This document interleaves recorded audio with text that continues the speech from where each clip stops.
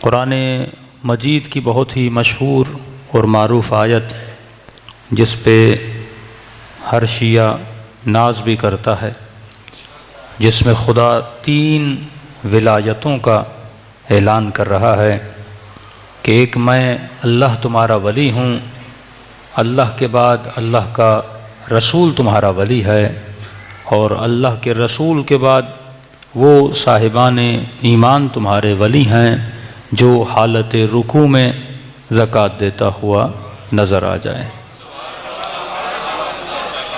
یہاں پہ کوئی اختلاف نہیں، نہ شیعہ میں نہ سنی میں، کہ رکوع میں زکوٰۃ کس نے دی تھی۔ سب نے لکھا کہ رکوع میں زکوٰۃ علی بن ابی طالب امیر المومنین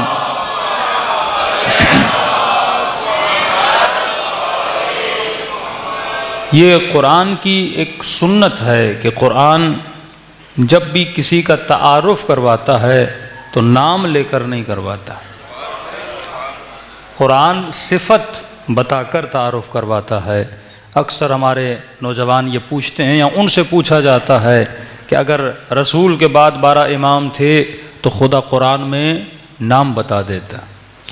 اللہ نام نہیں بتاتا، اللہ کام بتاتا ہے، ہاں؟ کیونکہ نام رکھنا بڑا آسان ہے۔ نام رکھنے سے کیا ہوتا ہے؟ مثلا آپ نے اپنے بچے کا نام رکھ لیا کرنل صاحب، ہاں؟ تو کیا نام رکھنے سے وہ کرنل بنے گا؟ ہاں، کئی لوگ ہوتے ہیں بیچارے، اپنے بچے کا نام رکھا جرنل علی، اب بڑا ہو گیا ہر بندہ بلانے لگا جرنل علی جرنل علی، تو لوگ سمجھنے لگے سچ مچ کا جرنل ہے۔ بعد میں پتہ چلا نہ جرنل ہے نہ کرنل ہے، ایک سادہ سا آدمی اور سادہ سا کام کرتا تھا، اور کسی نے کہا کہ آپ کا نام، تو اس نے کہا یہ میرا نام ہے، میرا کردار نہیں ہے۔ ہاں؟ نام میں اور کردار میں بڑا فرق ہوتا ہے۔ آپ انٹیریئر چلے جائیں گے، انٹیریئر سندھ میں کئی لوگوں نے اپنا نام رکھا ہے امام علی، ہاں؟ یہ ہم آنکھوں سے دیکھا۔ آپ کا نام کیا ہے؟ مولانا نام ہے امام علی۔ کسی نے اپنا نام رکھا شیر علی، کسی نے اپنا نام رکھا غلام علی۔ اب شیر علی نام رکھنے سے کوئی شیر تو نہیں بن جاتا نا۔ تو اللہ کا فوکس نام پہ نہیں ہے، اللہ کا فوکس کام پر ہے۔ ہاں، آپ تصور کریں 5 منٹ کے لیے خدا 12 اماموں کے نام قرآن میں لکھ لیتا، اب امام آئے نہیں ہیں، نام اللہ پہلے بتا دیتا۔ پھر ہونا کیا تھا؟ نام سب کو پتا ہوتے ہیں، جس کے گھر میں بچہ پیدا ہوتا وہ اس کا نام وہی رکھتا جو خدا نے قرآن میں بتایا ہے۔ ہاں؟ شاید بنو امیہ کی نسل سارے نام وہی رکھ لیتی جو خدا قرآن میں بتا چکا تھا۔ مسئلہ یہاں بنتا، پھر ہمیں یہ ثابت کرنا پڑتا جو حسن خدا نے بتایا ہے وہ کون سا ہے، جو حسن یہ بتا رہے ہیں وہ کون سا ہے، جو کاظم خدا نے بتایا وہ کون سا ہے، جو کاظم یہ بتا رہے ہیں وہ کون سا ہے۔ جس طرح اردن کے بادشاہ نے اپنا نام مثلاً کہتا میں مہدی ہوں، اور لوگوں کو کہتا میں ہی مہدی ہوں، میں وہی ہوں جس کا ظہور ہونا تھا۔ اب بندہ ثابت کرنے لگے، کہتا میں سید بھی ہوں، میں مہدی بھی ہوں، میں سب کچھ ہوں۔ اب آپ کیسے ثابت کرو گے؟ کیونکہ نام سے بات نہیں بنتی۔ اسی لیے خدا کی سنت ہے، خدا نام نہیں بتاتا، خدا صفت بتاتا ہے، خدا کام بتاتا ہے۔ یعنی آج میں یہ کہوں کہ جنگ احد میں علی رکے تھے، ٹوٹی ہوئی تلوار سے نبی کا دفاع کیا تھا، اب جہاں جہاں صفت مشکل کشائی آئے گی پھر آپ کے ذہن میں نام علی بھی آئے گا۔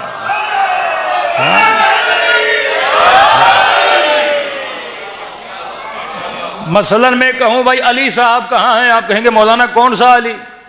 یہاں تو کافی اہل بیت کے چاہنے والے ہیں جن کے نام کیا ہیں؟ علی ہیں، لیکن میں کہوں گا وہ علی جو بڑا سخی ہے،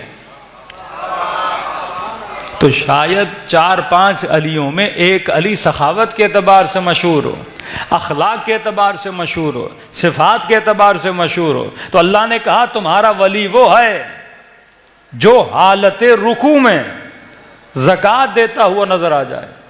اللہ نے حالت بھی بتا دی، یہ نہیں کہا جس زکوٰۃ دیتا ہوا نظر آ جائے، زکوٰۃ تو کافی مسلمان دیتے تھے، اور یہ بھی نہیں کہا کہ نماز کے بعد زکوٰۃ دے۔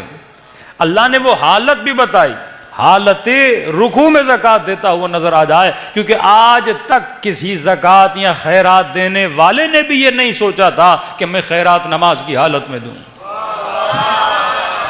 بھائی آپ کی اس مسجد میں جمعہ ہوتا ہے، فقیر باہر کھڑے ہوتے ہیں، آج تک کوئی فقیر دیکھا جو نمازیوں کے بیچ میں آ جائے؟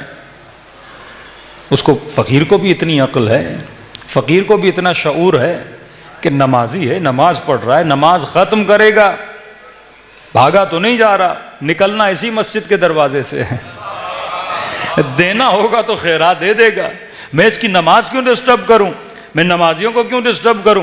تو دنیا کا آج بھی کوئی ایسا فقیر نہیں ہے کہ نماز کی حالت میں آ کے خیرات مانگے۔ دوسری بات، بالفرض اگر کوئی فقیر آ گیا اور دروازے پہ کھڑا ہو گیا، اللہ کے نام پہ خیرات دیجئے، اللہ کے نام پہ خیرات دیجئے، کوئی ایسا نمازی بھی نہیں ہوگا جو اس کو خیرات دے۔ وہ بھی کہے گا جلدی کیا ہے، فقیر کھڑا ہے، یا نماز ختم کروں گا، جو پیسے جو نیت دینے کی ہے وہ میں دے دوں گا۔ تو نہ کوئی ایسا نمازی نماز میں خیرات دیتا ہے، نہ کوئی ایسا فقیر آج تک آپ کو ملے گا جو نماز کے بیچ میں آ کے خیرات مانگے۔ لیکن تاریخ میں جب یہ واقعہ پڑھتے ہو تو نمازی بھی بڑا عجیب ہے، فقیر بھی بڑا عجیب ہے۔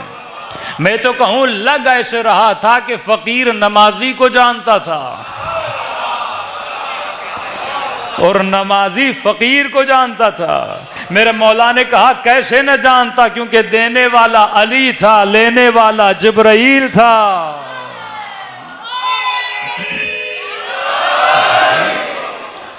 کیسے نہ جانتا، کیونکہ دینے والے علی مرتضیٰ تھے اور لینے والا جناب جبرائیل تھا۔ اللہ نے ایک یونیک سچویشن کریٹ کی جہاں پہ جا کے مولا علی نے خیرات دی۔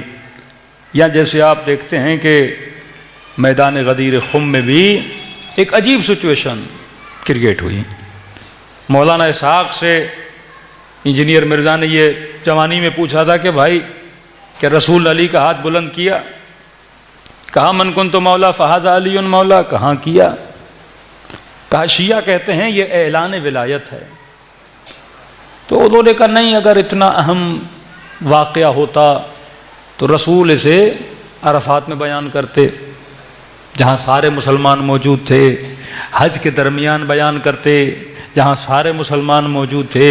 کیا ضرورت پڑی تھی اتنی دور جگہ پہ جا کے حضرت علی کی ولایت کا اعلان کرے؟ تو مسلمان یہ نہیں سمجھتا کہ نبی کے کام تمہارے جیسے نہیں ہوتے۔ سب سے پہلے آپ نبی کو پابند کیسے کر سکتے ہو کہ آپ عرفات میں اعلان کرو گے تو مانیں گے، آپ حج کے درمیان اعلان کرو گے تو مانیں گے؟ یہ اتنا اہم قصہ تھا، عرفات میں بیان کرتے۔ نبی کو کیا پڑی تھی میدان غدیر خم میں جا کے اعلان کرے؟ تو اس کا مطلب یہ ہے وہ آیتیں جو گھر میں اتری وہ تم نہیں مانو گے۔ کتنی آیتیں جو گھر میں اتری، بولتے نہیں یا رسول اللہ قرآن کی آیت اگر اترے تو عرفات میں اترے گی تو ہم مانیں گے، حج میں اترے گی تو ہم مانیں۔ بھائی قرآن کی آیت کہیں بھی اترے وہ اللہ کی مرضی ہے، وہ کہاں اتارے؟ اللہ تم سے پوچھ کے تو آیتیں نہیں اتارے گا نا کہ نبی یہ اعلان مثلاً عرفات میں کرو، نبی یہ اعلان مثلاً حج پہ کرو۔ اللہ کی مرضی ہے۔ یہی آیت غدیر، یہی حکم غدیر اگر خدا نبی کو گھر میں بھی بولتا، دو لوگوں کے سامنے بھی بولتا، پھر بھی مسلمان پہ واجب تھا کہ نہیں تھا؟ یہ ہم قرآن پہ قدغن نہیں لگا سکتے کہ یہاں پہ آئے گا تو مانیں گے، یہاں پہ آئے گا تو نہیں مانیں گے۔ اور خدا نے کئی مقامات پہ کہا کہ نبی کو اور نبی کا موازنہ اپنے ساتھ نہ کیا کرو۔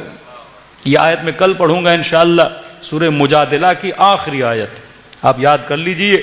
اس میں حقانیت اہل بیت علیہ الصلوۃ والسلام بڑی شامل ہے، جس میں اللہ بتاتا ہے میں کن سے راضی ہوں، مجھ سے کون راضی ہیں، رضوا عنہم۔ یہ وہ آیتیں اکثر علماء پڑھا کرتے ہیں، یہاں پہ خدا بتاتا ہے، اللہ پہلی صفت یہ بتاتا ہے، مومن کی صفت یہ ہے مومن کبھی بھی رسول کی مخالفت نہیں کرتا۔ یہ مومن کی صفت اتنی واضح آیت ہے، اس کا واقعاً کوئی مفتی مولوی جواب نہیں دے سکتا، اور کئی نازک مسائل اس میں آ جاتے ہیں۔ اب آدمی خود جا کے تلاش کرے کس کس نے نبی کی مخالفت کی تھی، کس کس نے نبی کی مخالفت نہیں کی تھی. ہاں، اور یہ توجیہ دینا، مثلا نبی کو دوائی پلانا چاہیے، رسول نے کہا میں نے نہیں پینی، وہ ہم پلائیں گے. یہ حدیث موجود ہے بخاری مسلم میں. نبی نے کہا بھائی دوائی نہیں پینی، کہا نہیں آپ تو پلائیں گے. ہم نے کہا یہ مخالفت رسول ہے. جب رسول منع کرے میں نے دوائی نہیں پینی تو کیوں پلائی جا رہی ہے؟ تو ایک مفتی صاحب سے میں نے کہا یہ حدیث لکھی ہوئی ہے، یہاں پہ مخالفت رسول ہے. تو کہا نہیں، دیکھیے جس طرح بچہ دوائی کو پسند نہیں کرتا نا، ماں ضد کر کے، یعنی یہ مثالیں دیتے ہیں لیاذ باللہ، جس طرح بچہ دوائی نہیں پیتا نا، ماں اس کی برائی تو نہیں چاہ رہی. یہ تو نہیں ماں کو اس بچے سے دشمنی ہے، ماں بھلائی میں دوائی پلاتی ہے. میں نے کہا آپ کی بات 100% صحیح ہے، ماں بھلائی میں پلاتی ہے، ماں بچے کی بہتری چاہتی ہے، ماں چاہتی ہے بچہ ٹھیک ہو جائے، بچے کو دوائی کڑوی لگتی ہے، بچہ نہیں پیتا. میں نے کہا تم نے یہ فیصلہ کہاں کر دیا؟ جو تیرے گھر کا بچہ ہے وہ نبی جیسا ہے. اور خدا صریحاً کہتا ہے کہ محمد کو اپنے جیسا نہ سمجھنا، محمد کے ساتھ وہ برتاؤ نہ کرنا جو اپنے بھائیوں کے ساتھ کرتے ہو. یہ رسول ہے، اس کے معاملات الگ ہیں. پھر میں نے کہا اگر سب صحیح بھی تھا تو پھر ملتا ہے حدیث میں دوائی تو پلا دی رسول کو. پھر رسول جب کچھ عرصے کے بعد طبیعت میں بہتری آئی تو نبی نے کہا کس کس نے مجھے دوائی پلائی تھی؟ سب کو بلاؤ، سب کو لائن سے کھڑا کیا. اب کہا جو مجھے پلائی تھی نا خود بھی پیو. میں نے کہا کیا یہ رسول علیاذ باللہ بچوں والے کام کر رہے تھے کہ تم نے رسول کو دوائی پلائی؟ وہ بھی ان سب کو پلا رہے تھے، سب کو پلائی. میں نے کہا وہ بیمار نہیں تھے پھر بھی دوا پلائی، لیکن ابن عباس کو نہیں پلائی. سب کو پلا کر ایک کو نہ پلانے کی بات کیا ہے کہ نبی بتا رہے تھے میں کن پہ غصہ ہوں، کن پہ غصہ نہیں ہوں. یہ تاریخ کے واقعات ہیں. ہم نے رسول کی اطاعت ایسے کرنی ہے، چاہے رسول جنگ میں ہو، چاہے گھر میں ہو، کہاں بھی ہو، ہم نے اطاعت رسول کرنی ہے. تاریخ کے ان معاملات کو سمجھنا ہے. تبھی کہا کہ رسول اللہ ولی ہے، اس کے بعد رسول ولی ہے. ولایت کو سمجھو کہ خدا کیا سمجھانا چاہتا ہے. ولایت یعنی وسلموا تسلیما، یعنی جو وہ کہے میں انکار نہ کروں. میرے ساتھ وہ امام موسیٰ کاظم علیہ الصلوۃ والسلام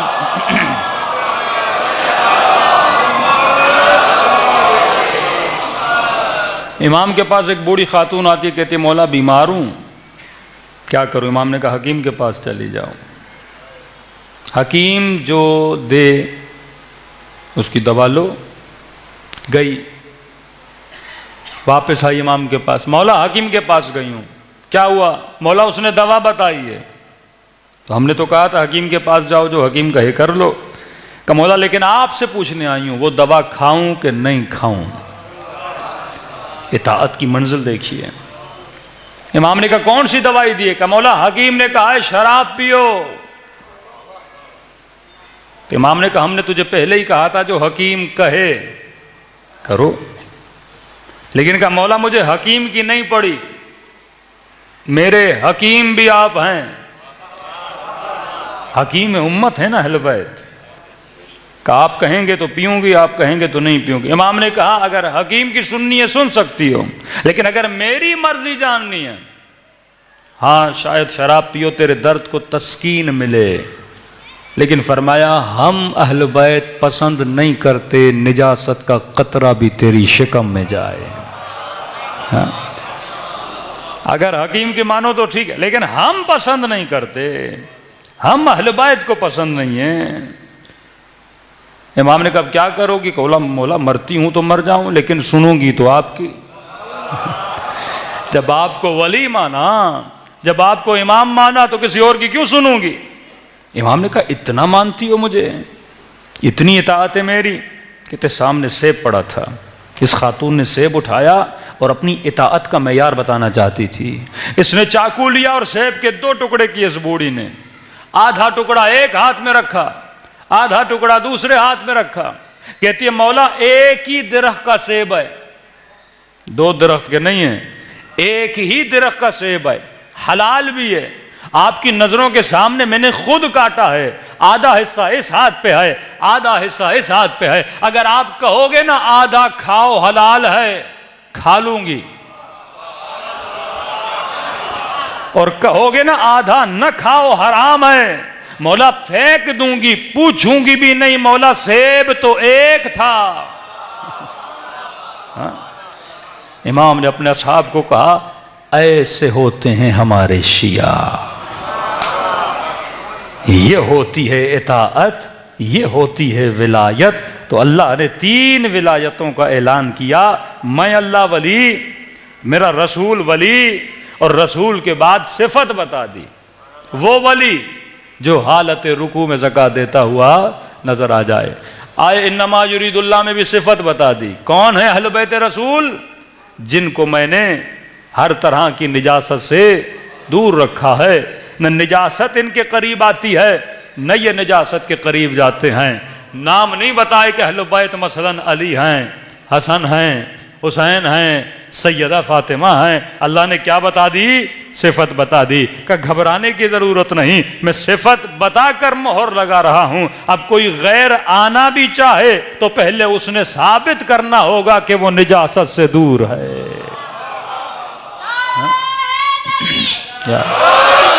کبھی بولتے ہیں اہل بیت کی عصمت کو ثابت کری، میں کہتا ہوں اہل بیت کی عصمت تو پریکٹیکل عصمت ہے۔ ایک مرتبہ ایک بندے کے پاس ڈگری ہے، مثلاً جیسے میتھمیٹک آتی ہے، ایسے انگلش آتی ہے، یا ایسے بائیولوجی آتی ہے، ایک مرتبہ کہتا ہے میں پریکٹیکل ٹیچر ہوں، آپ نے جو سوال کرنا ہے میرے سے کر لیجئے۔ ہم کہتے ہیں ہمارے 11 اماموں کی زندگی اٹھا کر دیکھ لیجئے، زندگی میں ایک بھی گناہ اگر نظر آ جائے، ایک، یہ پریکٹیکل ہے نا، ایک بھی خطا نظر آ جائے، گڑی ہوئی حدیثیں نہیں، بنائے ہوئے فضائل نہیں، اہل بیت کی شخصیت کیا تھی؟ پریکٹیکل تھی۔ جس طرح رسول خدا کی شخصیت کیا تھی؟ پریکٹیکل تھی۔ نبی پہ ہر الزام مکے والوں نے لگایا، کبھی کہا یہ جادوگر ہے، کبھی کہا یہ مجنون ہے، کبھی کہا یہ ساحر ہے، لیکن کبھی یہ الزام نہیں لگایا کہ یہ امانتوں میں خیانت کرتا ہے، کہتے تھے امین بھی ہے۔ اللہم صلی اللہ علیہ وسلم۔ پھر کہتے ہیں نبی پیدائش سے نبی نہیں ہے، نبی 40 سال کے بعد نبی۔ بھائی فلسفہ الہی سمجھو، حضرت موسیٰ ماں کی گود میں نبوت کا اعلان کرتے ہیں، محمد مصطفیٰ تو ان سے افضل ہے، کیوں 40 سال کے بعد نبوت ملی؟ عرب کا ماحول ایسا تھا، نبی نے شریعت لانی تھی، نبی نے دین لانا تھا، کہ اے محمد پہلے 40 سال عربوں میں خود کو ثابت کرو، پھر میری خدائی کو ثابت کرنا۔ ہاں، کہ جب تو کوئی بات بولے کوئی نہ بولے، خدا نخواستہ یہ بات صحیح نہیں کرتا، پورے مکے میں مشہور تھا محمد سے بڑا کوئی صادق نہیں، محمد سے بڑا کوئی امین نہیں۔ یعنی شب ہجرت بھی امانتیں کس کو دے کر گئے؟ رسول کو دے کر گئے، اور نبی ان امانتوں کی خاطر کسے بستر پہ سلا کر گئے؟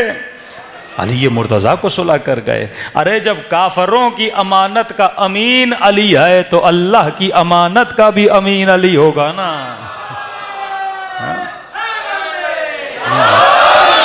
رسول کو یقین تھا کہ علی کسی امانت میں خیانت نہیں کرتے، جیسی امانت دوں گا ویسی امانت پہنچائے گا۔ تبھی مولا جب خلافت پر پہنچے نا تو لوگوں کو کہا میں تجھے وہی دین دوں گا جو میرے رسول نے دیا تھا، میں اسی سنت کو زندہ کروں گا جو میرے رسول نے سنت کو زندہ کیا۔ اور جب مسلمانوں کی بنائی ہوئی سنتوں کو علی نے ختم کرنا چاہا تو صدائیں بلند ہو گئی کہ واہ سنتا،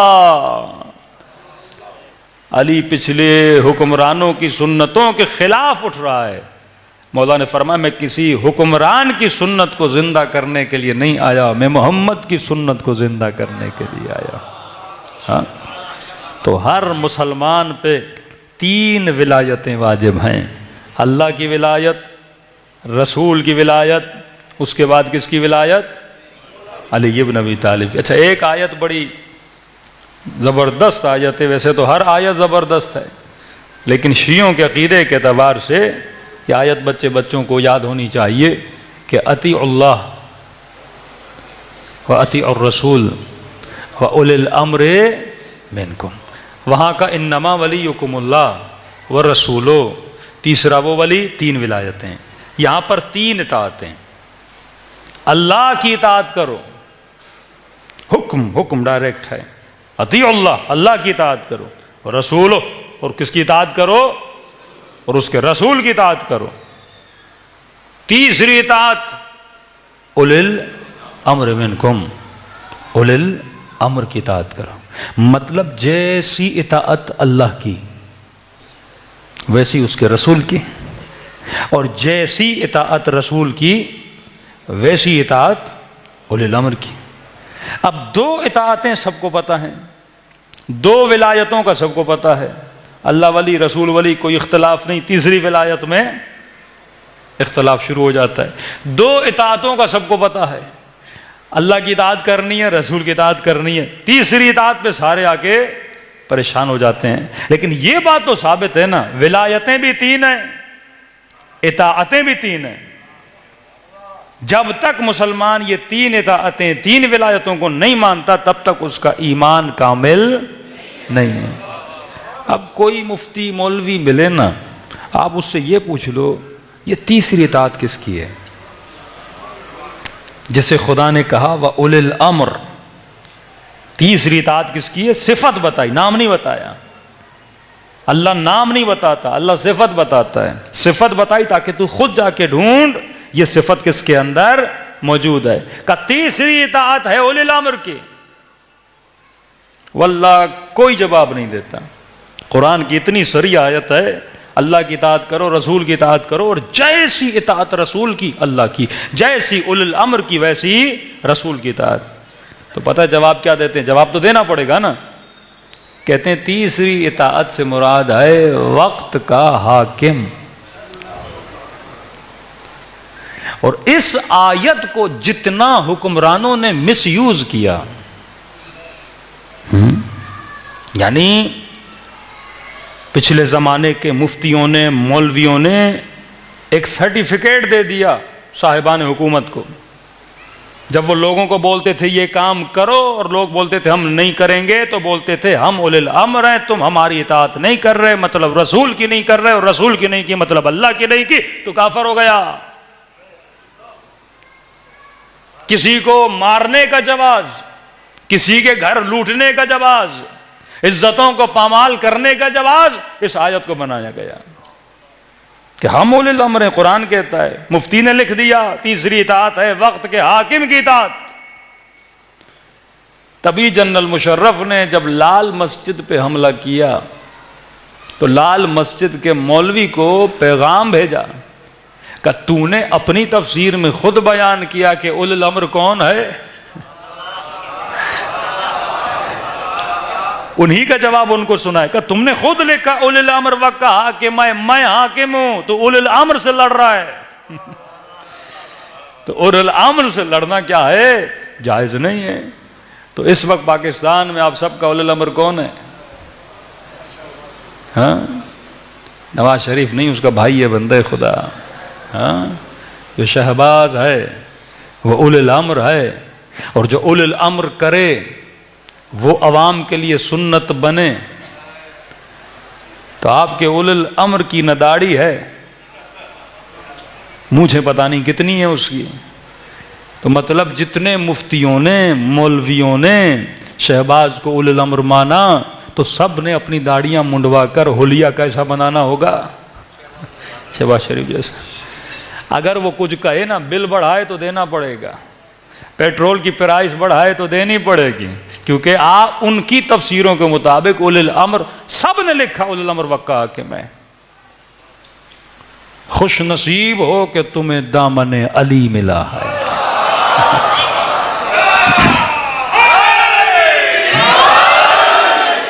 دیکھیے شیعہ بھی مقلد ہے تو سنی بھی مقلد ہے. ابو حنیفہ کے مقلد ہیں، ہم امام جعفر صادق کے مقلد ہیں، دونوں مقلد ہیں نا. وہ بھی تقلیدی ہیں، ہم بھی تقلیدی ہیں. ہمارا مجتہد کوئی فتویٰ دے گا تو عمل کرنا واجب ہے. اور ان کے مراجع اگر یہ بولیں کہ اولی الامر وقت کا حاکم ہے تو سارے اہل سنت پر شہباز شریف کی اطاعت کیا ہے؟ واجب ہے. اور نہ کریں تو اپنی شریعت کے مطابق گنہگار ہیں. لیکن ہم سارے بچے ہوئے ہیں مانے. ہم تو ویسے پہلے ہی مانتے ہی نہیں ان کی، ہاں، کیونکہ ہم اولی الامر وقت کے حاکم کو نہیں مانتے. اب جواز دے رہا ہوں، سارے برادران اہل سنت کی زکوٰۃ کٹتی ہے بینکوں میں. زکوٰۃ کس کو دینی چاہیے؟ اولی الامر کو. سب کی زکوٰتیں کہاں جاتی ہیں؟ حکومت کے کھاتے میں. اور کئی لوگ اس مقام پہ آ کے شیعہ بن جاتے ہیں. فارم میں لکھتے ہیں بھائی ہم سنی نہیں ہیں، ہم شیعہ ہیں، کیونکہ سب اپنی زکوٰۃ اولی الامر کو دیکھتے ہیں. اور اولی الامر وقت کا حاکم ہے. شیعہ کہتا ہے میرا اولی الامر وقت کا حاکم نہیں ہے، میں امام کے نائب کو دیتا ہوں.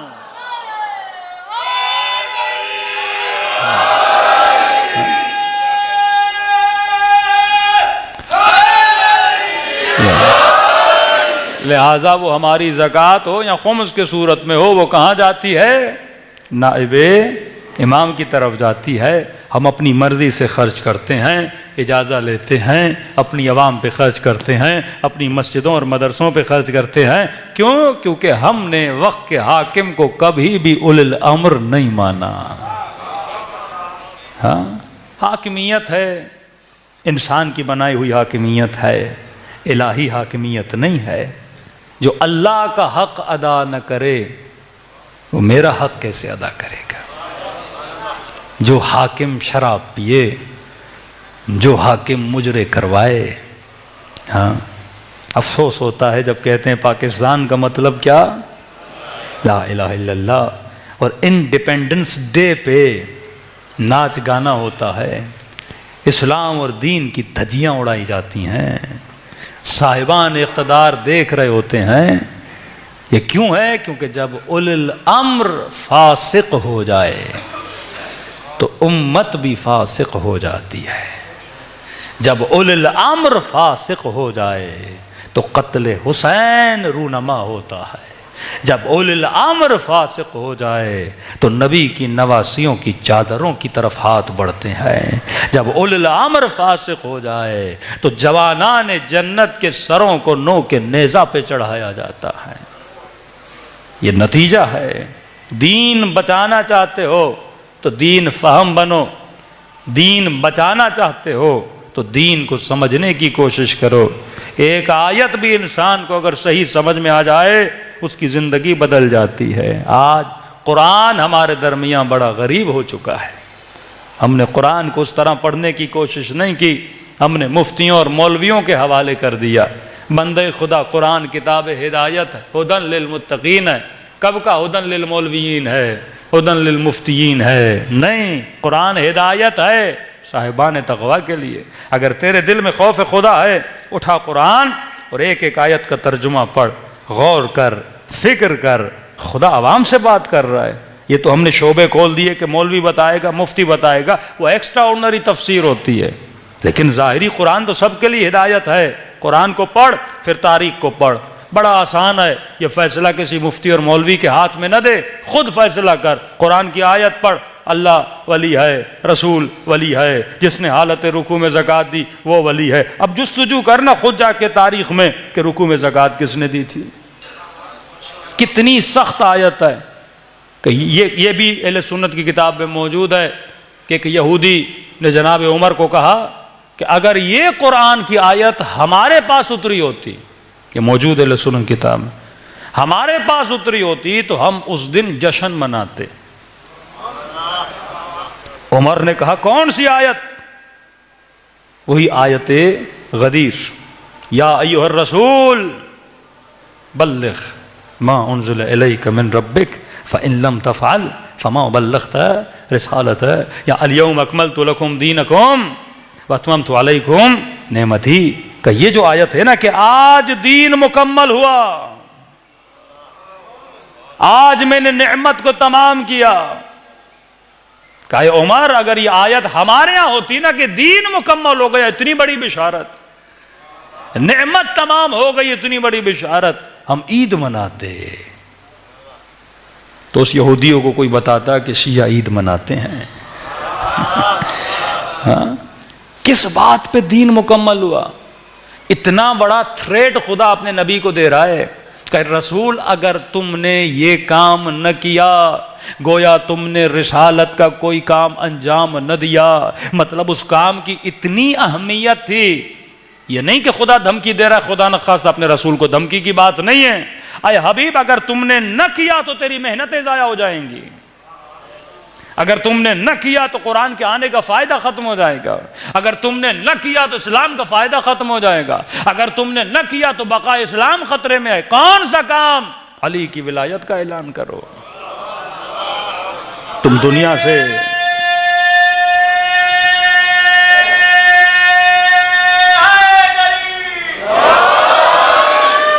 اب 6-7 آیتیں پیچھے پتہ نہیں کوئی خنزیر کے گوشت کا اور پتہ نہیں کس گوشت کا ذکر ہے، کہتے ہیں اس وجہ سے.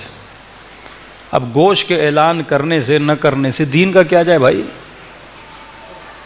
اتنی تو اللہ نے عقل دی ہے. امپورٹنس دیکھو اس آیت کی. اے حبیب اگر تم نے نہ کیا، یعنی اس کا دار و مدار پوری رسالت پر ہے، گویا تم نے رسالت کا کوئی کام انجام نہ دیا. اب بڑی آسانی سے آیت سے گزر جائیں. ہاں مولوی صاحب اس کی کیا تفسیر ہے، مفتی صاحب اس کی کیا تفسیر ہے؟ اللہ قیامت میں کہے گا تو خود اندھا تھا، تو خود پڑھ نہیں سکتا تھا، کہ تم نے کبھی کوشش کی کہ قرآن سے خود ہدایت لو؟ پھر ایسا ہے تو بچوں کو کیوں بھیجتے ہو اسکول میں اے لیول اور او لیول کرا؟ پوچھ لو بھائی کیا مسئلہ ہے، مسئلہ حل ہو جائے. بچہ خود پڑھتا کیوں ہے کتابوں کو؟ جب تک تو خود نہیں پڑھے گا کوئی نتیجہ آخذ نہیں کرے گا. تاریخ بھی موجود ہے، حدیث بھی موجود ہے. 60-70 ہزار میں یہ ساری کتابیں آ جاتی ہیں جتنی اہل سنت کی کتابیں ہیں. صاحب ستاب لے لیں، ابن ماجہ واجہ لے لیں، ساری کتابیں لے لیں، میکسیمم 75 to 80,000 میں وتھ ترجمہ وتھ ٹرانسلیشن آ جاتی ہیں. لیکن یہ مظلومیت ہے. شیعہ کے گھر میں تو اہل سنت کی کتابیں مل جاتی ہیں، لیکن ہمارے برادران کے گھروں میں آپ کو یہ کتابیں نہیں ملتی، کسی کی دلچسپی نہیں ہے. میں کہتا ہوں کم از کم شیعہ اگر نہج البلاغہ پڑھتا نہیں لیکن رکھی تو ہوئی ہے. ہم کہتے ہیں نا کہ نہج البلاغہ پڑھی ہوئی، اگر پڑھی بھی نہیں ہے تو پڑھی تو ہے. لیکن ان کے ہاں نہ بخاری پڑھی ہے نہ پڑھی ہے، یعنی مظلوم ہے ان کی کتابیں بھی ان کے ہاں. اگر مسلمان صرف اپنی کتابیں پڑھ لیتا، جس طرح بہار ہمارے ہاں بڑی مظلوم ہے. ہم میں سے کتنے شیعہ ہیں جن کے گھروں میں بہار و انوار کا سیٹ پڑا ہوا؟ 2 شروحات ہوں مثلا نہج البلاغہ کی، ایک تفسیر ہو قرآن کی. آج کتابیں مظلوم ہیں. ہم نے سارے دین کا جو ٹھیکہ ہے وہ مفتی اور مولویوں کو دے دیا. اب مفتی جو چاہے گا جہاں چاہے گا امت کو کیا کرے گا؟ موڑے گا. ایک مرتبہ فتویٰ دے گا یہ حرام ہے یہ حلال ہے، ایک مرتبہ فتویٰ دے گا یہ واجب القتل ہے. پھر یہ واقعات پاکستان میں جو رونما ہو رہے ہیں کیوں ہو رہے ہیں؟ بھائی ایک 22 سال کا بچہ، اسے کیا پتا؟ اس کے ذہن میں ڈال دیا جائے مثلا یہ بدعتی ہیں، یہ کافر ہیں. بھری مجمع میں بھری مجلس میں آتا ہے اور ذاکر امام حسین کو گولی مار کے چلا جاتا ہے. ہاں، اور جب اس سے پوچھو گے بھائی تم نے کس کے کہنے پہ مارا، کہے گا مفتی نے کہا تھا، مولوی نے کہا تھا. کسی کی جان لینے کا حکم اولی الامر کے علاوہ کوئی نہیں دے سکتا. یہاں کوئی مجتہد ہو، صاحب اجتہاد ہو، آپ بولتے مولانا فلاں بندہ مرتد ہو گیا ہے، اسلام میں مرتد کی سزا موت ہے، کیا میں مار سکتا ہوں؟ کیا مجھے اجازت ہے؟ مولانا خدا نہ خواستہ فلاں آدمی اہل بیت رسول کو گالیاں دے رہا ہے، کیا میں مار سکتا ہوں؟ قطعاً اجازت نہیں ہے، مجھے کسی کے قتل کی اجازت نہیں ہے. جب تک کسی مجتہد کی اجازت نہ ہو، قاضی القضات کی اجازت نہ ہو، پھر پورا معاشرہ جنگل بن جائے گا. میں اسے ماروں گا وہ مجھے مارے گا. پھر افغانستان کا وہ قصہ کہ گدھا مسجد میں گھسایا، پتہ نہیں 37 لوگ مر گئے گدھے کی وجہ سے. انسان اگر اپنی منمانی پہ آئے تو ہم ایک دوسرے کے قتل کریں گے. میں بولوں گا مجھے وہابی اچھا نہیں لگتا، وہابی بولیں گے میں شیعہ اچھا نہیں لگتے. پھر کون سا قانون اور کون سی حاکمیت؟ 2 طرح کے مرتد ہیں. ایک آدمی مرتد ہو گیا، یہ لبرل ہو گیا، سیکولر ہو گیا، دین کو نہیں مانتا، اللہ کو نہیں مانتا، نبی کو نہیں مانتا، کیا یہ واجب القتل ہے؟ وقت کا حاکم کہتا ہے نہیں۔ کون سا مرتد واجب القتل ہے؟ وہ مرتد جو اپنے ارتداد کو پھیلا رہا ہے۔ اب یہ ناسور ہے، مثلا ایک خاتون حجاب نہیں کرتی کہ تمہیں جو اسلام کا یہ حکم سمجھ میں نہیں آتا، تمہاری کھوپڑی میں اتنی جگہ نہیں آتا، چلو نہ کرو۔ لیکن ایک مرتبہ بے حجابی بھی کرتی ہے، پھر روڈ پہ کھڑی ہو کے اپنی بے حجابی کا اعلان بھی کرتی ہے، یعنی لوگوں کے ذہنوں میں ترویج اور تبلیغ کرتی ہے، ایڈورٹائزمنٹ کرتی ہے، یعنی جو کر رہی ہیں انہیں بھی بگاڑ پیدا کرتی ہے۔ اسے کہتے ہیں مفسد فی الارض، یعنی اللہ کی زمین میں کیا پھیلا رہے ہیں؟ فساد پھیلا رہے ہیں۔ اس کو حکم اسلام کہتا ہے قتل کرے۔ اب کون قتل کرے گا؟ میں کروں گا یا آپ کریں گے؟ حاکم وقت، قاضی وقت فتویٰ دے گا، اس کا اپنا سسٹم ہے، اس کو پکڑا جائے گا، حراست میں لیا جائے گا، اس کا ٹرائل کیا جائے گا، اس کے بعد حکومت یا جو بھی وقت کا حاکم ہے کیا کرے گا؟ اسلامی قوانین کے مطابق اسے سزا دے گا۔ اپنی نظروں کے سامنے ایک چور آتا ہے، آپ کا موبائل چھینتا ہے، آپ کی موٹر بائک کو چھینتا ہے، آپ کی گاڑی کو چھینتا ہے، آپ نے چور کو پکڑ لیا، اسلام کہتا ہے خبردار تجھے مارنے کا حکم نہیں ہے، میری موبائل چوری کی ہے، تم نہیں ہے اس کو مارنے والے۔ حاکم کا کام ہے، قاضی کا کام ہے، جج کا کام ہے اسے سزا دے، تمہیں حق نہیں ہے۔ اب اس طرح ہر بندہ چور کو پکڑے اور مارنے لگے۔ کل پتا چلا وہ چور بھی نہیں تھا، میری دشمنی تھی ذاتی، میں نے کہا چور چور چور، اور 4 اس کو ہم نے چپیڑے مار دی اور ساری اپنی بڑاس میں نے روڈ پہ نکال دی، تو ملک میں جنگل کا قانون بن جائے گا۔ اسلام کے ایک رولز ہیں، ایک ریگولیشنز ہیں، جب ان رولز اور ریگولیشن کو بندہ فالو کرے تبھی خدا متعال قرآن میں کہتا ہے کہ ہم نے قصاص میں کیا رکھا ہے تمہارے لیے؟ نعمت رکھی ہے، ہم نے قصاص میں حیات رکھی ہے۔ اللہ کہتا ہے قصاص میں زندگی ہے۔ کسی نے معصوم سے پوچھا مولا قصاص تو موت کا نام ہے، اس میں حیات کہاں ہے؟ خدا نخواستہ ایک شادی شدہ عورت نے یا مرد نے زنا کر دی، اسلام کہتا ہے اس کو سنسار کر کے مار دو، کہ مولا یہ تو موت ہے، قصاص مطلب موت ہے۔ کسی نے آپ کے بیٹے کو مارا، اسلام کہتا ہے تمہیں حق ہے یا اسے پیسے لے کے معاف کرو، یا تم کہو کہ میں سزا چاہتا ہوں، اسے موت ملنی چاہیے، موت کے بدلے میں موت، پیسے بھی لے سکتے ہو، تمہاری مرضی ہے۔ یہ حق دیتا ہے وارث کو اسلام۔ اب آپ نے کہا مجھے قصاص کرنا ہے، جب تم موت کا تقاضا کرو گے تو اسے قصاص بولا جائے گا، مطلب مارا ہے، موت کے بدلے میں موت کا سوال کرتا ہوں۔ کہ مولا علی نے کہا ابن ملجم کو جب پکڑا، علی نے کہا حسن اگر میں بچ جاؤں گا تو علی معاف کرے گا، لیکن اگر میں نہیں بچا تو اسے اتنا ہی مارنا جتنا اس نے علی کو مارا تھا۔ قصاص جو کیا اس کے ساتھ وہی کیا جائے۔ لیکن اب سوال یہ امام سے کہا مولا اس میں حیات کیسے ہے؟ یہ اگر حکمران سمجھے نا، حکمران طبقہ سمجھے، اللہ کا کھلم کھلا حکم ہے کہ میں نے قصاص میں زندگی رکھی ہے۔ کہ مولا وہ کیسے؟ امام فرماتے جب تک مجرم کو سزا نہ ملے معاشرے میں عدالت قائم نہیں ہوتی۔ تو اگر حیات چاہتے ہو نا، حیات مطلب ایک زندہ معاشرہ چاہتے ہو جس میں چوری نہ ہو، جس میں عدل ہو، جس میں انصاف ہو، وہ معاشرہ ہوتا ہے جس میں مجرم کو سزا دی جاتی ہے، راشی کو سزا دی جاتی ہے، غمن کرنے والے کو سزا دی جاتی ہے۔ لیکن جن معاشروں میں قصاص نہیں، وہ انسانی معاشرے نہیں، حیوانی معاشرے بن جاتے ہیں۔ صلوات پڑھے محمد و آل محمد۔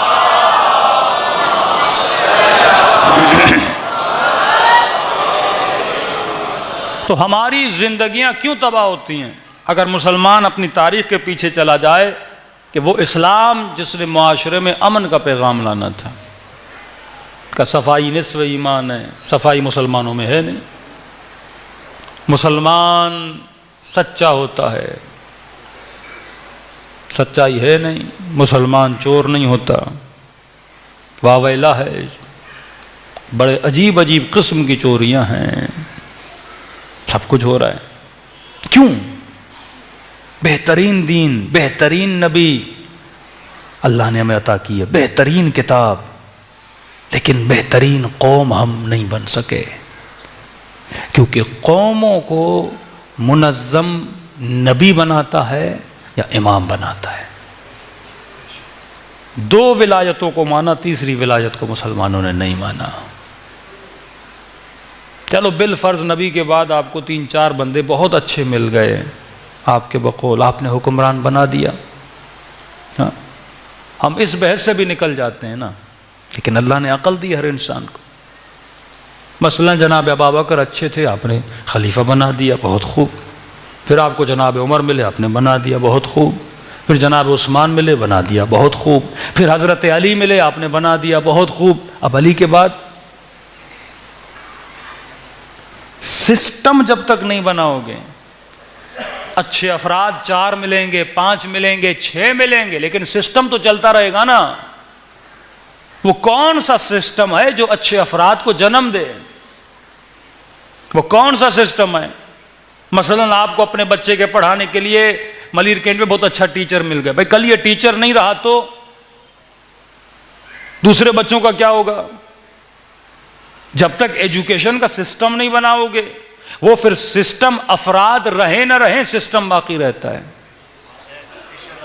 مثلا یہ امام بارگاہ ہے، اگر اس امام بارگاہ کو ایک فرد چلائے، بہت اچھا چلائے، یہ بھی سوچنا ہے نا کل یہ فرد مر گیا تو کیا ہوگا؟ افراد تو مر جاتے ہیں نا، افراد تو ہمیشہ باقی نہیں رہتے. عقل مند آدمی اپنی زندگی میں سسٹم بناتا ہے کہ اگر کل میں نہ بھی رہا، جتنے لوگ آئیں اس سسٹم سے جب کراس کریں تو سسٹم اچھے لوگوں کو چنے. آپ ایئرپورٹ پہ جاتے ہو نا، ایئرپورٹ نے ایک سسٹم کی مشین رکھی ہے. اب چیک ان بیلنس ہوتا ہے، جس بندے کی جیب میں ہیروئن ہے، چرس ہے یا گولڈ ہے، فوراً سسٹم کیا کرتا ہے؟ ریڈار بناتا ہے، تاکہ کوئی بھی غلط بندہ اس ایئرپورٹ کے اندر داخل نہ ہو سکے. ہم نے حکومت کے لیے کون سا سسٹم بنایا کہ غلط افراد حکومت پہ نہ آئیں، یزید جیسے حکومت پہ نہ آئیں، ہارون جیسے حکومت پہ نہ آئیں، مامون جیسے حکومت پہ نہ آئیں، منتصر جیسے حکومت پہ نہ آئیں. ایسے لوگ جنہوں نے ایک ایک کر کے آل رسول کو شہید کیا. کرپٹ سسٹم کرپٹ لوگوں کو چنتا ہے، اچھا سسٹم اچھے لوگوں کا انتخاب کرتا ہے. اب سوال یہ سسٹم میں بناؤں، میرے پاس علم نہیں ہے. اللہ نے کہا جس طرح میں نے تجھے نبوت کا سسٹم دیا، اسی طرح میں نے تجھے ولایت کا بھی سسٹم دیا ہے. انی جاعل للناس اماما، میں لوگوں کے لیے ہادی چنتا ہوں، میں لوگوں کے لیے امام چنتا ہوں. تو اگر نبی کے جانے کے بعد اس سسٹم کو فالو کیا جاتا جو سسٹم الہی سسٹم تھا، واللہ آج مسلمان عرش الہی پہ حکومت کر رہے ہوتے، کیونکہ علم آل رسول کے پاس تھا. یہ سنی سنائی باتیں نہیں، خود کہہ کر گئے انا مدینۃ العلم وعلی بابھا. کس نے سلونی کا دعویٰ کیا؟ علی بن ابی طالب نے. ہر مکتب کا امام ڈائریکٹ یا انڈائریکٹ اہل بیت کا شاگرد رہ چکا ہے. امام ابو حنیفہ کہتے لولا سنتان لہلک نعمان، اگر 2 سال نہ ہوتے تو نعمان کیا ہو جاتا؟ ہلاک ہو جاتا. ڈائریکٹ یا انڈائریکٹ علی بن ابی طالب کے شاگرد ہیں. صوفیہ کرام ڈائریکٹ یا انڈائریکٹ علی بن ابی طالب کے شاگرد ہیں. نہج البلاغہ اٹھا لو، علم علی دیکھو، امام کی حدیثیں دیکھو، حکمت امام دیکھو، کلمات قصار دیکھو، خطبہ امیر المومنین دیکھو، خطبہ حسن ابن علی دیکھو، پتہ چلے گا علم ان کی میراث ہے، علم ان کی دولت ہے. اور جابر ابن حیان جیسے شاگرد، بائیولوجی، کیمسٹری، میتھمیٹک، یہ علم العادات، علم الابجد، علم کیمیا، یہ سب کچھ کس کے پاس ہے؟ اہل بیت رسول کے پاس. یعنی اب تصور کریں مولا علی نے 4-4.5 سال حکومت کی، اگر علی کو 25 سال حکومت کرنے دی جاتی، مسلمان کہاں ہوتا؟ یہ بجلی جو آ کے ایڈیسن نے بنائی، اہل بیت اسی زمانے میں بتا دیتے بجلی کیسے بنائی جاتی ہے، کارخانے کیسے چلائے جاتے ہیں، کیونکہ وہ علم الہی کے حامل تھے. کشتی بنانے کا ہنر کس نے دیا؟ حضرت داؤد نے دیا نا. یہ ایگریکلچر کا ہنر کس نے دیا؟ انبیاء نے دیا. بعد میں ہم نے ترقی کی، لیکن بیسکس کس نے ہمیں سکھائیں؟ انبیاء نے سکھائیں. حضرت آدم زمین پر آئے، آتے ہی انہوں نے کھیتی باڑی شروع کر دی. کہاں سے علم ملا حضرت آدم کو؟ وَعَلَّمَ أَسْمَاءَ كُلَّهَا، خدا نے آدم کو علم دیا. پھر نوح آئے، مٹکے بناتے تھے. لوگوں کو یہ علم سکھایا. کوئی نبی آیا اس نے کشتی بنانا، کوئی نبی آیا اس نے گھر بنانا، کوئی نبی، یہ سارے انبیاء سکھاتے گئے. پھر لوگوں نے وہاں سے سیکھتے سیکھتے وہ علوم کیا کرتے گئے. لیکن ہر علم کی جڑ کس تک پہنچتی ہے؟ یا نبی تک پہنچتی ہے یا امام تک پہنچتی ہے. اور ان تمام انبیاء کے علم کے وارث ہیں آل رسول. تمام انبیاء کے علوم کے وارث ہیں. وہ علم نجوم، وہ علم بحر، وہ علم فلکیات، وہ علم ادب، وہ علم نحو، وہ علم صرف، جتنے علوم ہیں اہل بیت رسول کے. بھائی آپ علم لوگ نہیں تو وہ کیا کریں؟ پاکستان میں بہترین آپ کے پاس مثلا علم جاننے والا بندہ، وہ کہے میں میزائل بھی بنا سکتا ہوں، میں یہ بھی کر سکتا ہوں، میں پانی سے گاڑی بھی چلا سکتا ہوں، میں یہ کر سکتا ہوں. اب آپ علم کا فائدہ لوگے نہیں، وہ کیا کرے گا؟ مولا فرماتے ہیں علی ان کو جنت کی طرف بلا رہا ہے لیکن یہ بضد ہیں کہ ہمیں جہنم میں جانا ہے. علی ان کو علم دینا چاہتا ہے لیکن یہ بضد ہیں کہ ہمیں جہالتوں میں رہنا ہے. اور جس نے علم لیا، کوئی سلمان بنا، کوئی میثم تمار بنا. ہاں یہ وہ علوم ہیں جو آپ نے اہل بیت سے لینے. آج بھی واللہ مظلوم ہے اہل بیت علیہ الصلوۃ والسلام. آج بھی پردے غیب میں امام زمانہ مظلوم ہے. ہم نے صرف فرش ازا سے کیا لیتے ہیں؟ یہ ظلم ہے. علوم اہل بیت پہ گفتگو ہونی چاہیے. بہترین مولا فرماتے ہیں العلم علمان، علم الابدان و علم الارواح. علم دو علم ہے، اس کے علاوہ کوئی تقسیم نہیں ہے. علم یا بدن کا علم ہے یا روح کا علم ہے. یہ طب، ڈاکٹری، انجینئرنگ، جتنے علوم آپ دیکھتے ہیں سائنسی، وہ بدن کے علوم ہیں جو ریلیٹڈ ہیں انسان کی باڈی سے، انسان کے کام سے، انسان کے ہنر سے. دوسرا علم ہے علم الارواح، جسے علم النفس بولتے ہیں، جس کے لیے خدا نے کہا قد افلح من زکاہا وقد خاب من دساہا. کامیاب ہے وہ جس نے اپنا تزکیہ کیا. بیٹے کو بہترین ڈاکٹر بناؤ، بہترین انجینئر بناؤ، فوج میں بھیج دو، جنرل کرنل بن جائے، لیکن اگر علم تزکیہ نہیں ہے تو بڑے سے بنا ہنر اس کے کام کا نہیں ہے. ایس پی بن جائے، ڈی ایس پی بن جائے، پر راشی ہو، کیا فائدہ؟ ڈاکٹر بن جائے، دوائیوں کے چکر میں لوگوں کا نقصان کرے، کیا فائدہ؟ بڑی بڑی پوسٹ پہ چلا جائے لیکن امت کی بہتری میں نہ سوچے تو اس کے علم کا کوئی فائدہ نہیں. صلوات پڑھے محمد والے.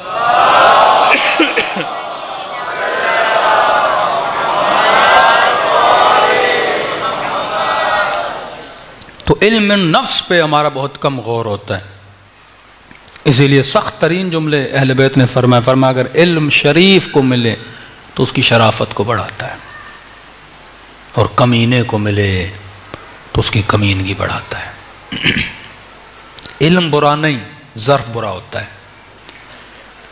شیطان کے پاس علم تھا، وہ شیطنت کر رہا تھا. انبیاء کے پاس علم تھا، وہ ہدایت دے رہے تھے.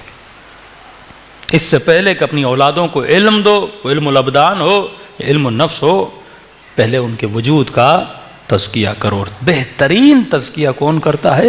امام کرتا ہے. جو خود مزکی نہ ہو وہ امت کا تزکیہ نہیں کر سکتا. تبھی کہا ان اکرمکم عند اللہ اتقاکم. اللہ کے قریب وہ ہے جو صاحب تقوی ہے، اور علی کا لقب ہے امام المتقین. امام المومنین نہیں، امام المتقین. حلیت المتقین، صفات متقین مولانا نہج البلاغہ میں بتاتے ہیں. پڑھیے تو صحیح. قرب اہل بیت چاہیے تو سب سے پہلے علم النفس حاصل کریے. علم النفس حاصل کر لیا، وجود پاک ہو گیا. اب جتنے علوم اہل بیت کے لیتے جاؤ گے ایک لذت ملے گی. پتہ چلے گا دنیا کھلونوں کی طرح، جس طرح بچے کھلونوں پہ روتے ہیں نا. بچوں کو دیکھا ہے آپ نے؟ ایک بچے کو ایک کھلونا لے کر دو، دوسرے کو نہیں ہو، ایسا لڑتے ہیں، کھلونے توڑ دیتے ہیں، لڑائیاں کرتے ہیں. آج یہ بڑے لوگ بچوں کی طرح گھروں پہ لڑتے ہیں، پلاٹس پہ لڑتے ہیں، مال پہ لڑتے ہیں، گاڑی پہ لڑتے ہیں، ایک دوسرے کو قتل کر دیتے ہیں. اللہ کہتے ہیں کھلونوں کی طرح ایک دوسرے سے لڑ رہے ہیں. میں نے تمہاری قیمت جنت لگائی ہے. ہاں، بلکہ یہ کہوں میں نے تمہاری کم سے کم قیمت جنت لگائی ہے. ہاں، ایک قرآن کی آیت تھی، اس میں لکھا تھا کہ جو افراد ہیں جنتی کچھ میں ہے ان کو دھکے دے کر جنت میں لے جایا جائے گا، کچھ میں ان کو زبردستی جنت میں لے کر جائے گا۔ تو ہمارے ایک استاد تھے، ہم نے کہا یہ کیا معاملہ ہے کہ آپ مختلف اس کی تفاسیر، انہوں نے ہمیں جواب دیا، میں نے کہا یہ جنت میں کیوں نہیں جا رہے ہوں گے کہ ملائکہ ان کو زبردستی کہیں گے جنت میں چلے جاؤ، کہ قیامت میں ان کی نگاہ علی کے رخ پہ پڑ جائے گی۔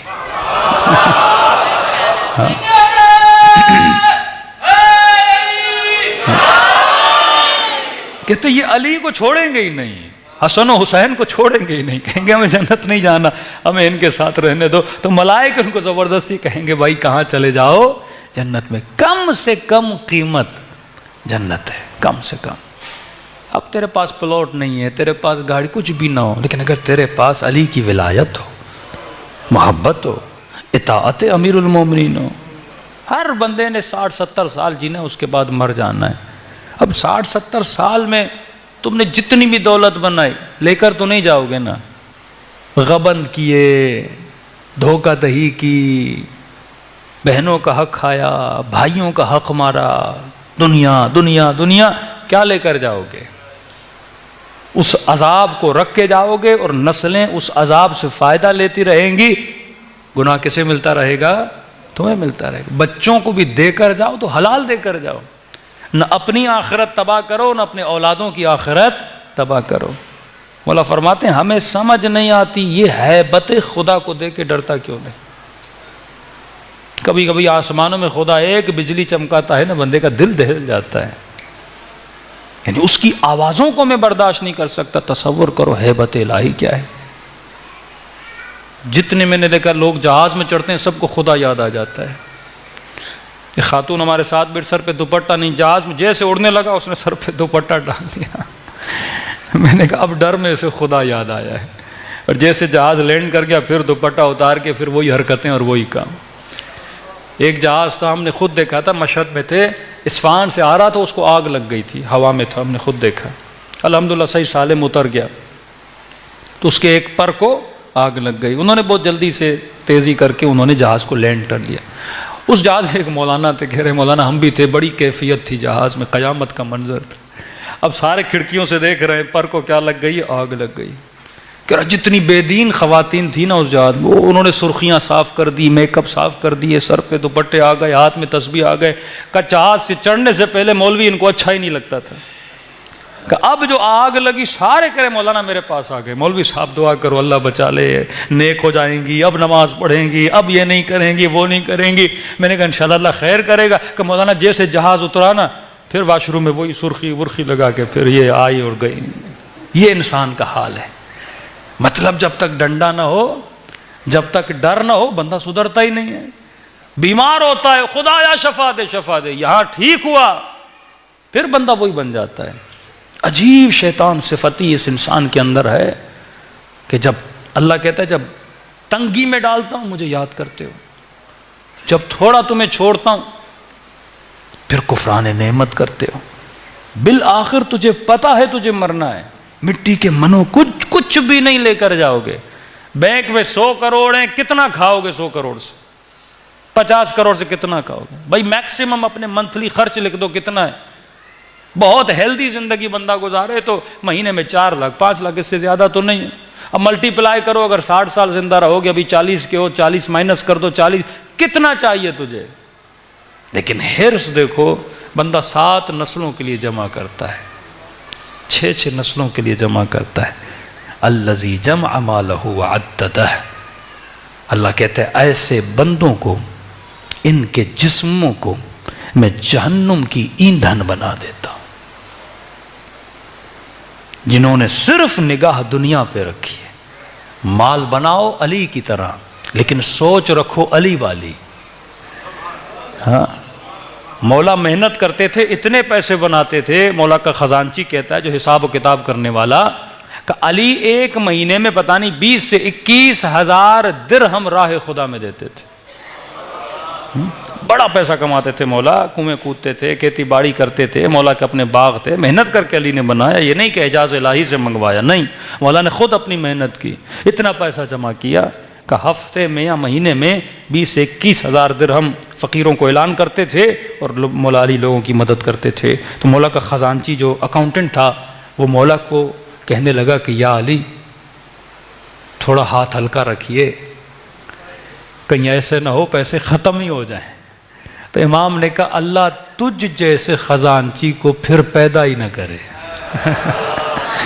اس نے کہا یا علی مجھے کیوں بد دعا دے رہے ہیں؟ امام نے کہا پھر تو میرے لیے برا کیوں سوچ رہا ہے؟ کہ یا علی میں تو آپ کے لیے اچھا سوچ رہا ہوں. امام نے فرمایا بڑے عجیب بندے ہو، دے علی رائے تکلیف تجھے کیوں ہو رہی ہے؟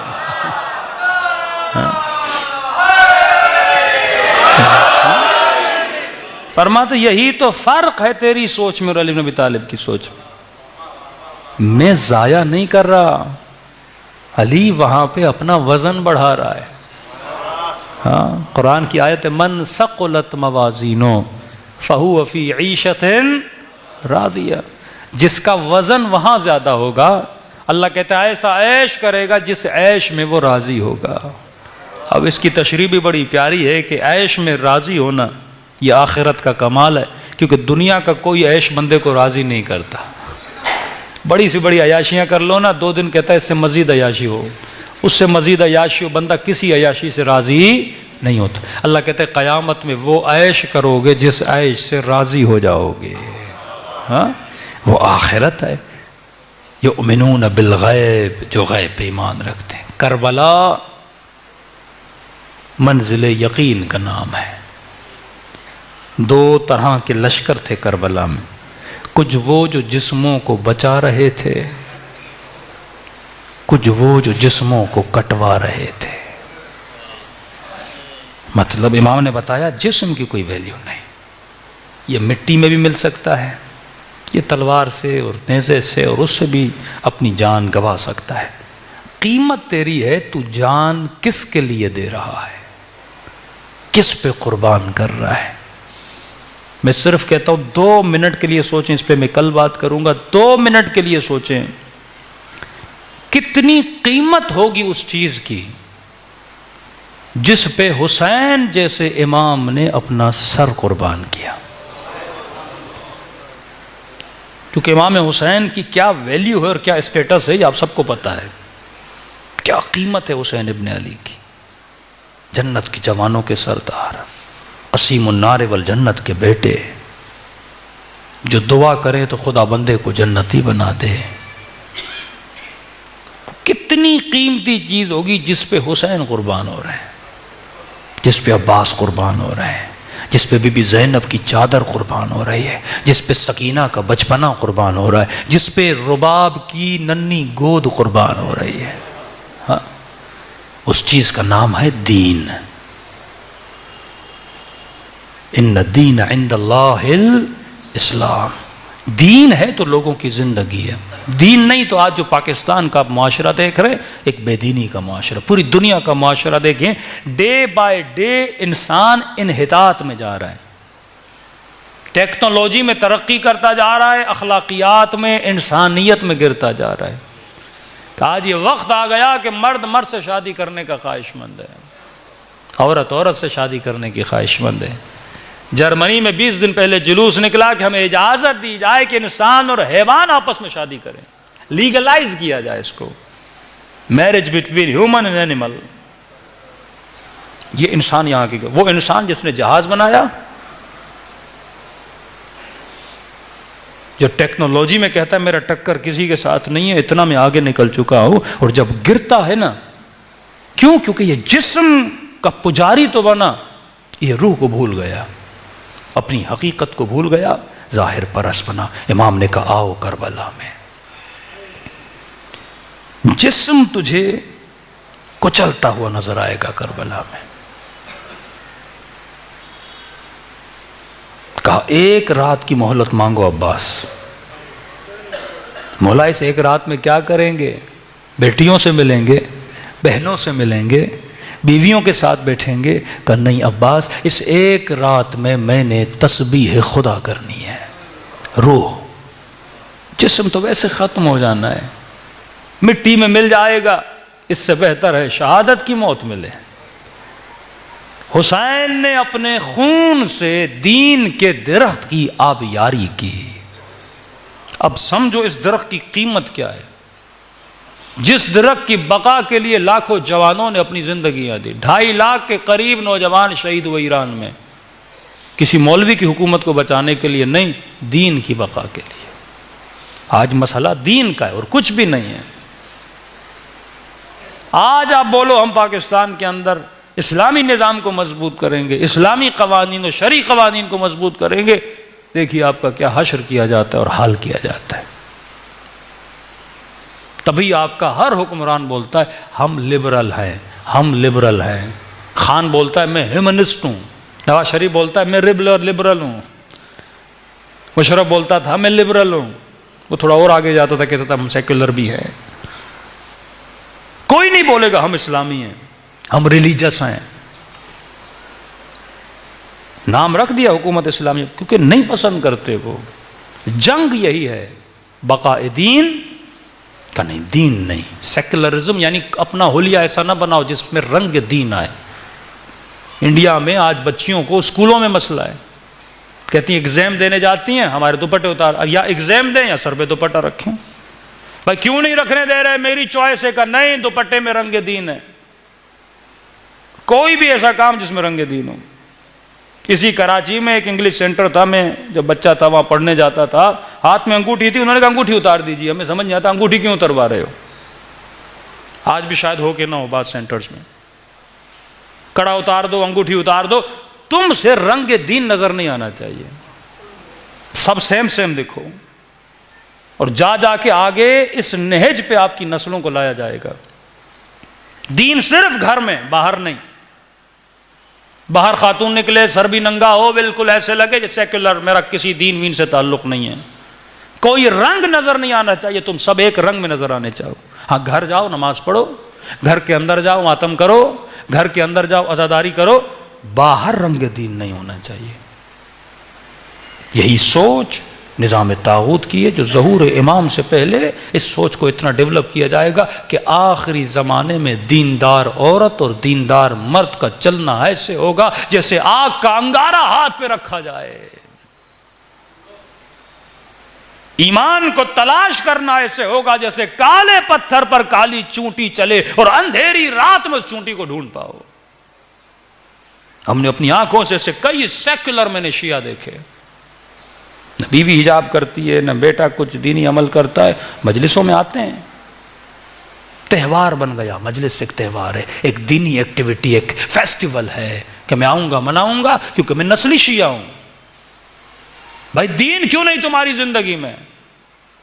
مولانا میرا کیلیبر الگ ہے، جن کے ساتھ میرا اٹھنا بیٹھنا ہے وہ الگ سوچ کے کیا بولیں گے، سوچ لوگ کیا بولیں گے، اللہ کیا بولتا ہے پرواہ نہیں۔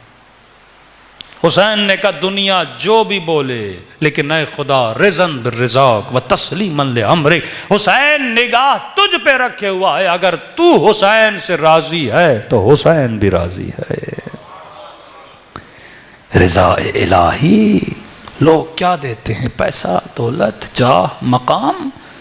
وتعز من تشاء وتذل من تشاء، ایمان خدا پہ ہونا چاہیے۔ کربلا اسی ایمان کا نام ہے، اسی دینداری کا نام ہے۔ مثلی لا یبایع مثل یزید، حسین جیسا یزید جیسے کی ایک بہت بڑا فلسفہ ہے۔ اگر حسین والی دینداری ہوگی کبھی بھی بے دین کے ساتھ بندہ دوستی نہیں کرے گا۔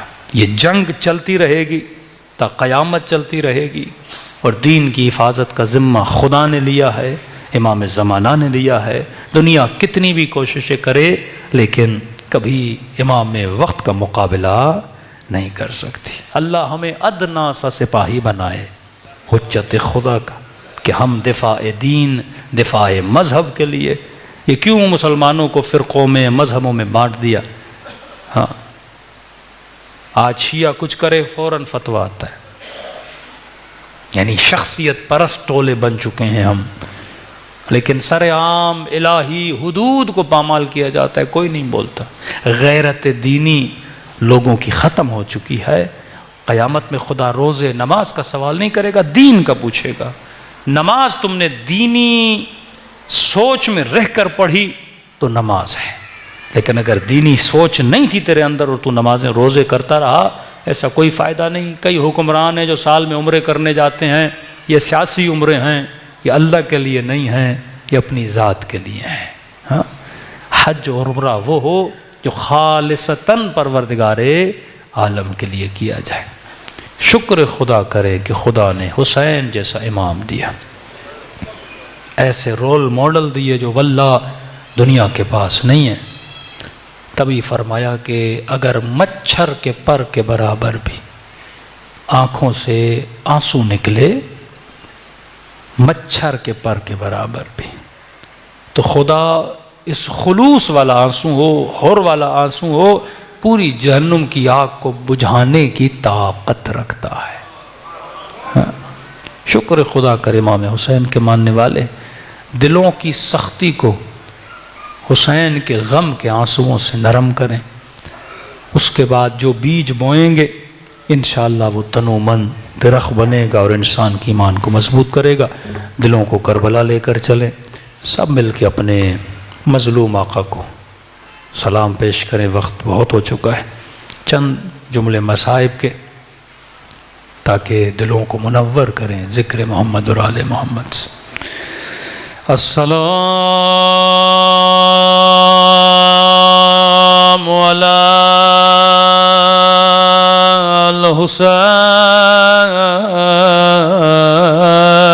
الحسین وعلی علی ابن الحسین، سب مل کے وعلی اولاد الحسین وعلی اصحاب بلند آواز سے السلام علی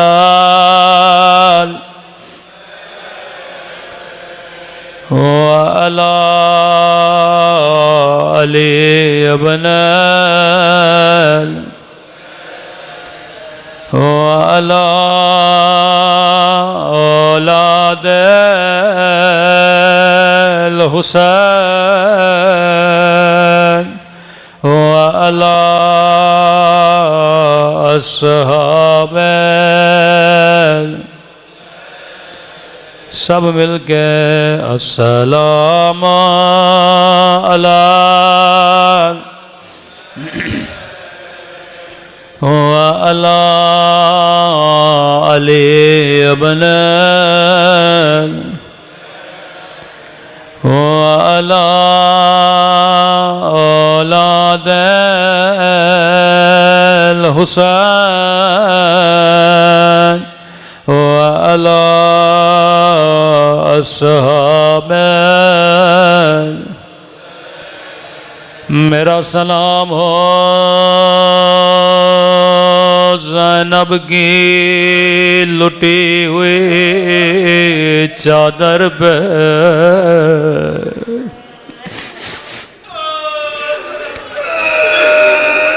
آغا شیرازی فرماتے ہیں اگر شیعہ اتنا سنے اس کے رونے کے لیے کافی ہے، بس یہ سنے کہ علی کی بیٹی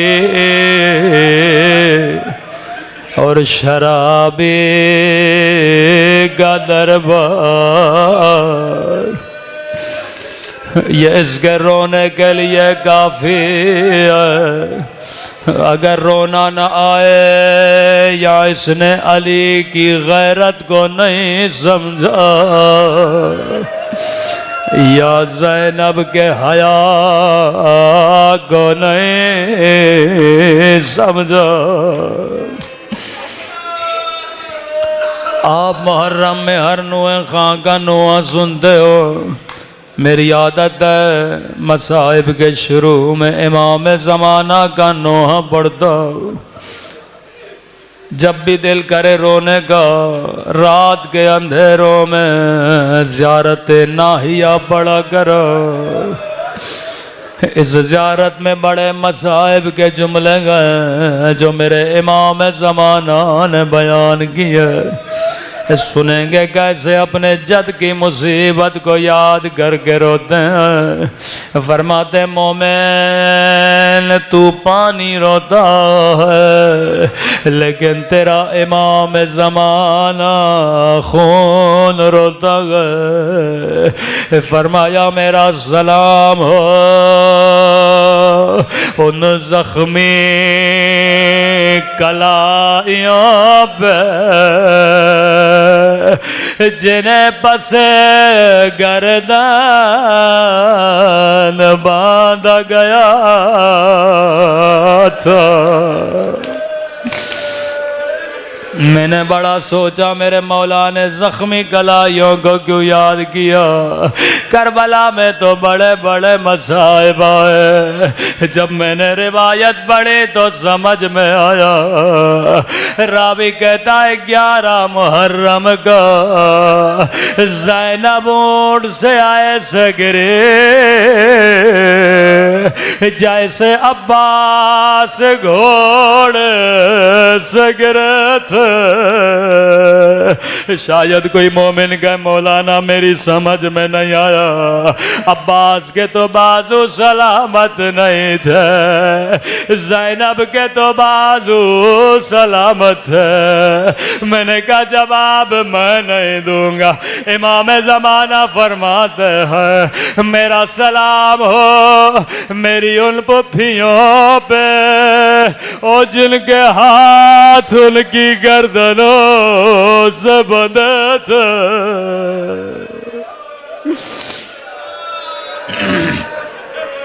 زینب ایسے گنے جیسے عباس گھوڑے سے گرے تھے۔ اب جانتے ہو غازی عباس کیسے گرے تھے؟ ایک آنکھ میں تیر تھا، ظالم نے سر پہ گرز مارا تھا۔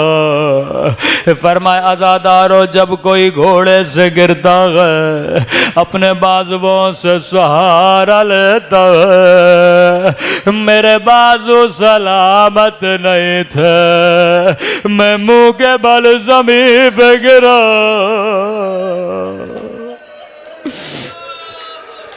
اگلا سلام اس سے بھی بڑا درد بھرا سلام ہے، امام زمانہ کے جملے ہیں، امام کے ساتھ گریا کرو۔ فرمایا میرا سلام ہو ان زخمی کلائیوں پہ جنہیں پس گردن باندھا گیا۔ پھر فرمایا میرا سلام ہو ان ننھے سے رخساروں پہ جن کا رنگ بدلتا رہا، یہ نہیں کہ بدل گیا بلکہ بدلتا رہا۔ کبھی شمر کے تماچوں نے رنگ نیلا کیا، کبھی ظالم کے تماچوں نے رنگ کالا کیا۔ تبھی اس بچی کی نگاہ جب بابا کی کٹی گردن پہ پڑتے تھے، کہتی تھی بابا تھوڑی دیر کے لیے اپنی آنکھیں کھولو، ذرا سکینہ کو دیکھو۔ بابا میرا رخسار چھوٹا تھا پر شمر کے ہاتھ بڑا تھا۔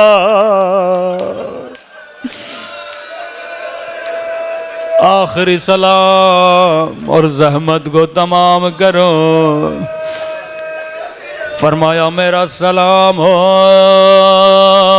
ان زخمی کلائیوں پہ جنہیں پس گردن باندھا گیا۔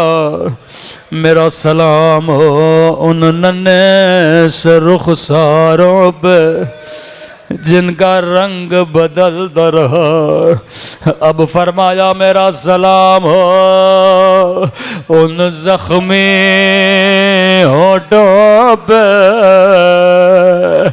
قدیمی مومنوں میں نے نام نہیں لیا، میرا سلام ان خشک ہونٹوں پہ اور جن پہ ظالم چھڑے مار رہا تھا۔ میں کہوں گا امام زمانہ وہ ہونٹ آپ کو یاد ہے، لیکن میرا سلام ان ننھی سی آنکھوں پہ جو یہ منظر دیکھ رہے تھے۔ او اللہ کسی بچی کو بابا کا کٹا ہوا سر نہ دکھائے۔